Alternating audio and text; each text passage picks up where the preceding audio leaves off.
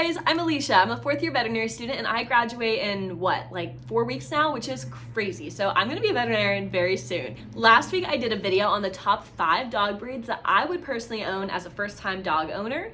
And this week I wanna do a video on the top 5 dog breeds I would never, ever own as an almost veterinarian. So let's get into it. Starting out with number 5, and this one pains me to say, Australian Shepherds, or really any herding or working dogs.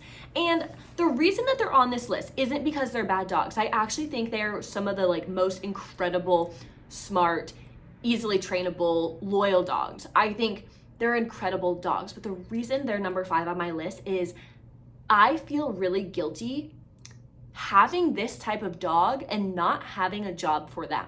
Now, if I lived on a farm or I had sheep or I had all the time and energy in the world to get them into agility or some other program that hones their energy and helps them use their brain, then of course I would have one.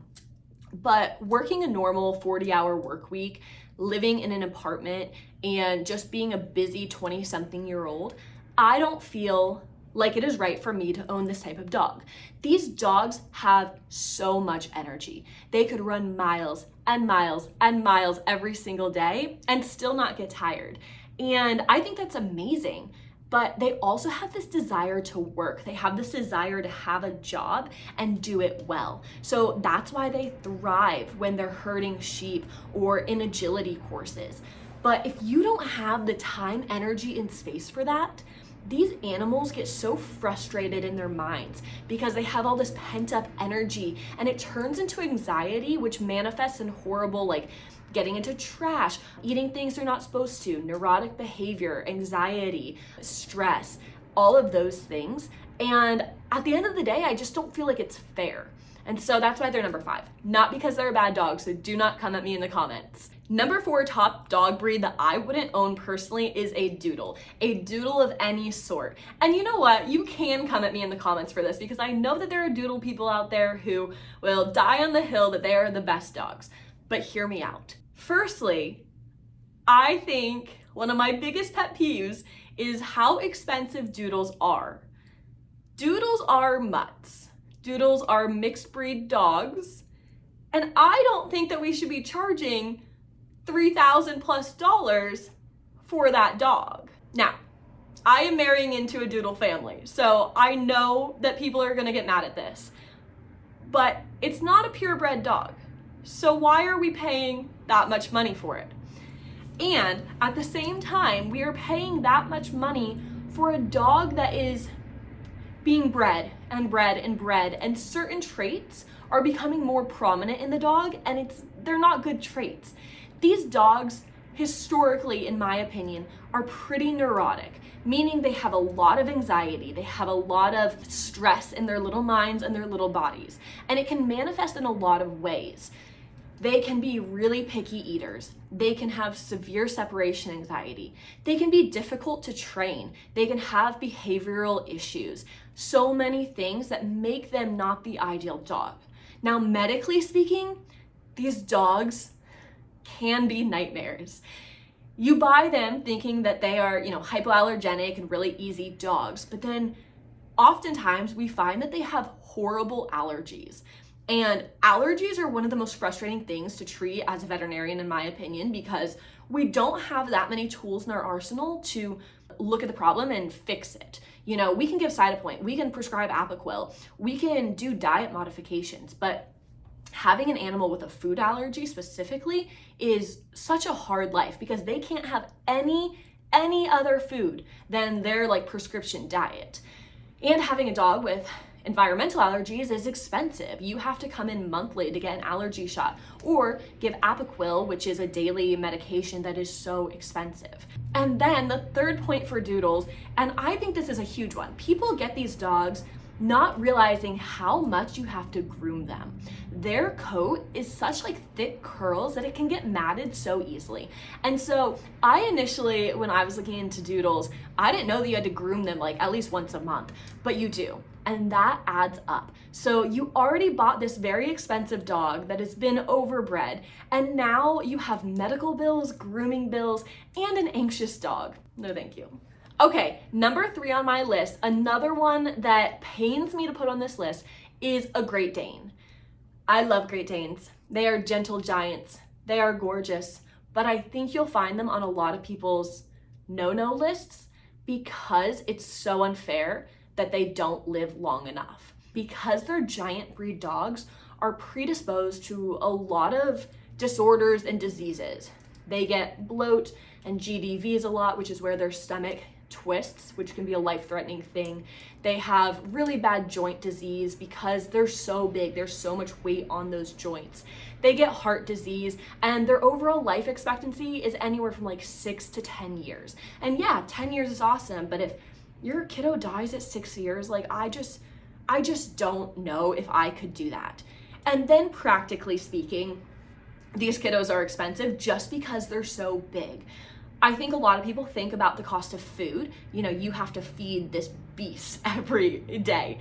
But what people don't think about is because sometimes Great Danes are so big, they're actually at the like upper end of most like veterinary medication sizes. So think about like heartworm preventative. Heartworm preventative goes up to, it's like 120 pounds, and you have to buy that pill and give it each month. But if you have a Great Dane who is over that biggest size, not only do you have to buy that biggest size, but then you have to buy another one to get to that weight. So say your dog's like 130 pounds, you'd have to buy the 100 to 120 pound heartworm preventative that you want. And then you'd also have to buy the 0 to 10 pound one, so they add up to the dog's weight. That means that you are spending twice the normal amount on this heartworm flea tick preventative every single month. And then you get things like, Cytopoint. If your kiddo has allergies, Cytopoint is an injection and it's priced based on weight. And so having a massive dog, you're gonna pay literally an arm and a leg for certain medications, obviously food, and then the life expectancy. It just like, I can't do it. My heart already breaks so much in this profession. I can't do that to myself. Okay, number 2 is a Chow Chow. If I'm being honest, I think Chow Chows are just kind of mean. They have this reputation in the veterinary industry as just being aggressive, and chows can just turn on you for no reason. Now, I've never owned a chow. I don't know how their temperament is at home, but they're not the easiest to train historically. They kind of do what they please and can have a little bit of an attitude. And because their hair coat is so full, you have to get them groomed. But in order to get them groomed, they have to be well behaved. And oftentimes they're not well behaved. So bringing them to the groomers is not only stressful for the groomers, but it's incredibly stressful for the Chow Chow and can just be a whole mess. I want kids eventually. I don't want to have to deal with a dog that's notoriously aggressive and kind of has those behavioral quirks.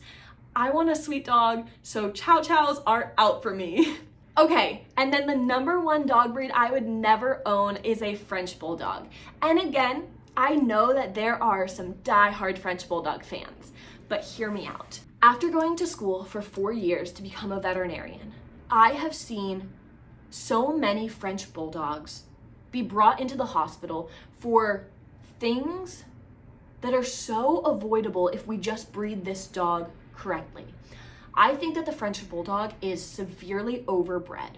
We decided that the smush face was attractive, and we started breeding and breeding to get a smushier and smushier and smushier face. We have French Bulldogs now, or even pugs would be included in this, or really any brachiocephalic or smush face dog. But we have these dogs that can't breathe. One of the biggest eye-opening experiences in vet med is when a dog goes under anesthesia. You pass an endotracheal tube. It's a long tube that goes into their trachea and helps them breathe. You hook it up to oxygen and anesthetic gas, and then at the end of the surgery, you remove it. And most dogs, when they wake up with this tube in their mouth, they're like pawing at it. They're like, get this out of me. This is horrible. But when French Bulldogs wake up out of anesthesia and they have this weird tube hanging out of their mouth, they keep it in. They love that tube because it's the first time in their entire life that they're able to breathe well. And can you imagine like breathing out of a small tube? It's like breathing out of a straw. And that being better than your day-to-day breathing, like for them, they will leave that tube in for hours because it just feels so good to breathe to them. So I feel horrible supporting, the French Bulldog industry. A lot of them are born with nostrils that are like the tiniest little slits, so air just can't get in. And this predisposes them to so many different things. Like, think about a French Bulldog on a hot day. It is so prone to heat stroke. And then if you have a dog, that's already kind of compromised with its respiratory system and something bad happens, they are incredibly hard to put under anesthesia and bring back without complications because they're not built right. And then you have the people who will breed these French Bulldogs and their anatomy is not made for breeding. Oftentimes they need cesarean sections because they can't naturally birth their babies because of the conformation of their body. And so at the end of the day, I love Frenchies. They are so stinking cute, but they have so many genetic issues that it's not ethical for me to ever promote owning one. And unfortunately for me, like, ethics has to guide some of my decisions in which dogs I get. Now, this list is totally all my opinion. You guys will all have your differing opinions, and I want to hear about them in the comments below.